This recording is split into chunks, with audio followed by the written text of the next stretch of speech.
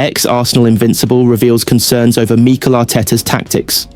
Arsenal have come under fire this season for their style of play under Mikel Arteta, who is focused on being rigid defensively and being dangerous from set pieces in a bid to bring success. Former Arsenal invincible Gaël Clichy has admitted concern over Mikel Arteta's lack of ambition at the Emirates, claiming the team are excited not to lose a game. Clichy was part of the Gunners squad that went the entire 2003 to 2004 Premier League season without losing a game as they won the title under Arsene Wenger. The Frenchman played 264 times for Arsenal and became known as one of the best left-backs in world football during his time in North London before joining Manchester City in 2011. Now aged 40, Clichy said the identity of Wenger's exciting passing style that he brought to Arsenal had disappeared. The team have taken a more pragmatic approach with a focus on being rigid in defence and an emphasis on set pieces. Speaking to Metro, he said Arsenal is coming to a place where the idea and identify of Arsene Wenger's football is not seen much anymore. We don't talk about how well Arsenal played these days. We talk about how difficult they are to break down or how impressive they are on set pieces.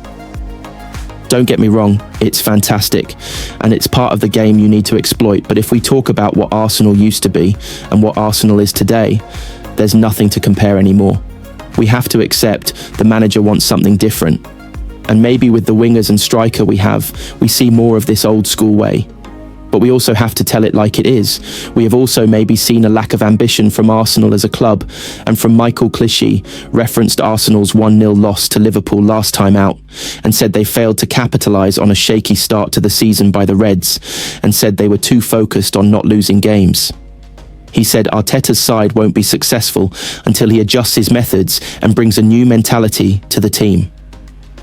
When you look at that game against Liverpool, you can see a team that is not concerned about winning, but a team excited not to lose a game. This is very subtle, but this is a massive difference for a team that is competing for the title. So hopefully this will change with the players they have now. Liverpool started the season very fragile, giving up opportunities, but Arsenal did not exploit that. They did not want to hear it.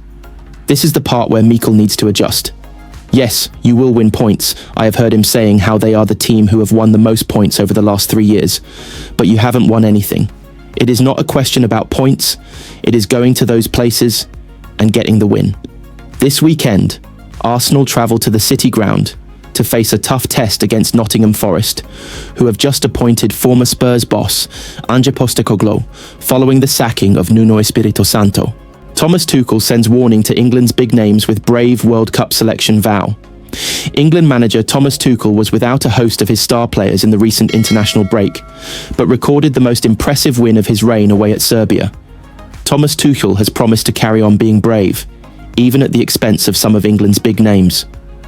England produced one of their best results in years by thrashing Serbia 5-0, and did it without the likes of Jude Bellingham, Bukayo Saka, Cole Palmer, and Trent Alexander-Arnold. Morgan Rogers, Noni Madueke, and Elliot Anderson really stepped up and have staked a claim ahead of next year's World Cup, with Tuchel promising competition will be fierce. Trey Tuchel insisted that he wanted a tighter squad to ensure there is positive tension in the camp, and also that players will always see every call-up as a privilege.